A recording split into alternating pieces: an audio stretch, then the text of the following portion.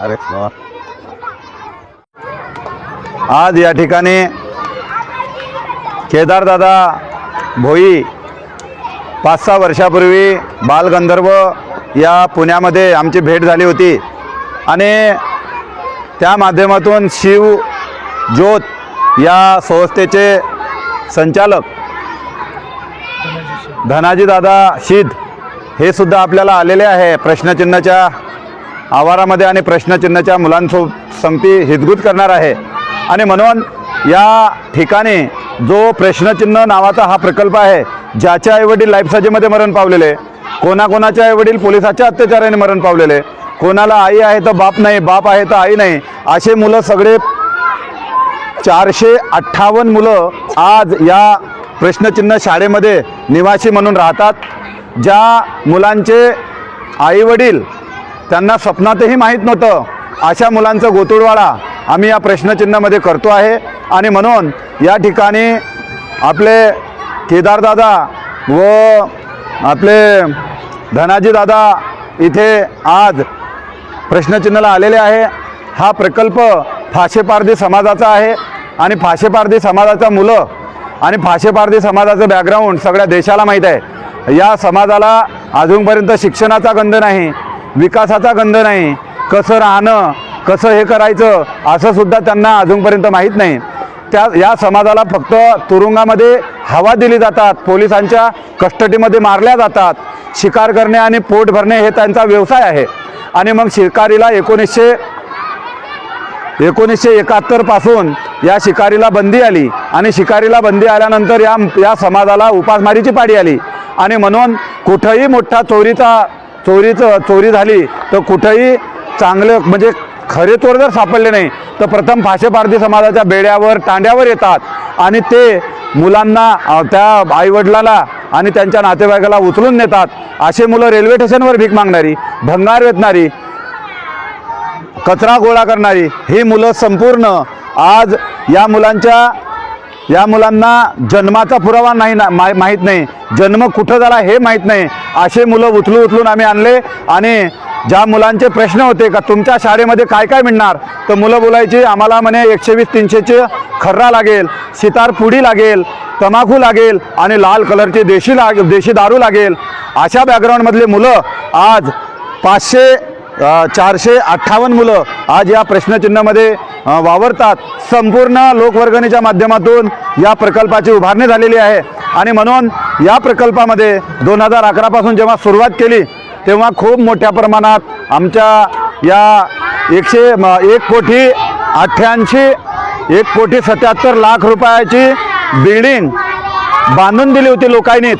पण आम्हाला माहीत नव्हतं का या परिसरामधून हे समृद्धी महामार्ग आहे, या समृद्धी महामार्गामधून असा समृद्धी प्रश्नचिन्हावरून जातील असं आम्हाला माहीत नव्हतं। आणि म्हणून या समृद्धी महामार्गामध्ये 2018 मध्ये पूर्णच्या पूर्ण इमारत उद्ध्वस्त झाली, वाचनालय उद्ध्वस्त झालं आणि पिण्याच्या पाण्याचा सोर्सची विहीरसुद्धा उद्ध्वस्त झाली। आणि म्हणून त्या अनुषंगाने इथे अनेक लोक भेटा देतात, अनेक समस्याला ग्रस्त आहे आणि इथे विदर्भामध्ये कोणीही मदतीचा ओघ घेऊन येत नाही। पण लोकांच्याच वर्गणीने हा प्रकल्प उभा आहे आणि या प्रकल्पाला मूलभूत गरजा जे आहे हे किचन आहे। या किचनच्या माध्यमातून 45 शिक्षक आणि शिक्षकेतर कर्मचाऱ्याचा स्वयंपाक होतो आणि 458 मुलांचा सुद्धा स्वयंपाक होतो। हे कर्मचारी रूम आहे, या कर्मचारी रूमांच्या माध्यमातून असा गोतुळवाडा आम्ही तयार करतो। आणि म्हणून धनाजीदादा शीद आणि केदार भोई दादा इथे आलेले आहे आणि या अनुषंगाने त्यांचं स्वागत करतो। आणि जास्तीत जास्त लोकांपर्यंत हा व्हिडिओ आणि या व्हिडिओच्या माध्यमातून मी अपील करतो का 192 मुली आहे, या मुलींच्या फाशेपारधी समाजांच्या मुलींचं लग्न 12 वर्षामध्ये होतात, 13 वर्षामध्ये होतात आणि 192 मुली आज इथे चांगल्या पद्धतीनं गुण्या गोविंदाने शिक्षण घेत आहे। आणि म्हणून या शिक्षणाची गोडी चांगल्या पद्धतीनं लागावी आणि 192 मुलींचं हॉस्टेलचं सुद्धा प्रस्ताव आमच्याकडे आहे। मी आवाहन करतो देशातल्या संपूर्ण सामाजिक क्षेत्राच्या कार्यकर्त्याला, मी आवाहन करतो संपूर्ण सामाजिक क्षेत्रातल्या कंपनी जे CSR मधून असते त्या CSRच्या कंपन्यांना आवाहन करतो का या प्रश्नचिन्हाच्या 192 मुलींचं 6 कोटी रुपयाचं इमारत जर बांधून दिली तर खूप चांगलं या मुलींना शिक्षणाची गंगा पोचेल आणि चांगल्या दर्जेदार गुणवत्तेचा आम्ही शिक्षण देण्याचा प्रयत्न आम्ही करूया आणि चला एक हात मदतीचा करूया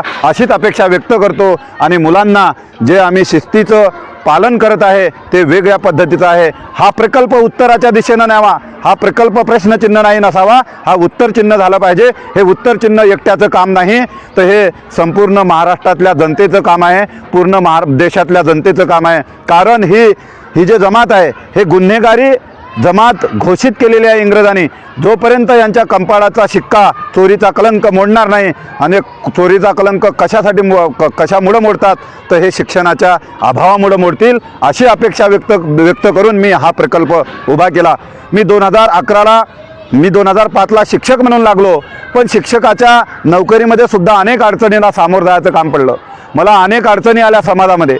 मग ते मुलांना खेकडे मासळ्या पकडत असताना मुलं नदीमध्ये वाहून गेली, भीक मागताना दादर या ठिकाणी रेल्वे स्टेशनवर कोसळून दादरच्या खाली मरण पावली मुलं. ते पूर्ण दोन्ही घटनाला बेचैन झालो आणि नोकरीचा राजीनामा दिला आणि नोकरीचा राजीनामा दिल्यानंतर भीक मागो आंदोलनाच्या माध्यमातून माझ्यावर अंडासेल झाला.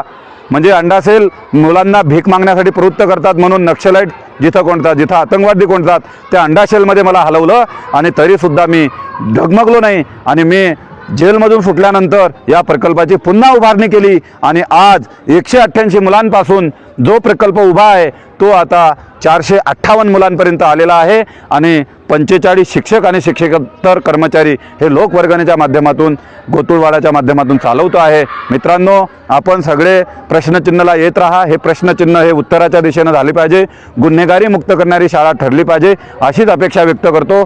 जय हिंद, जय महाराष्ट्र.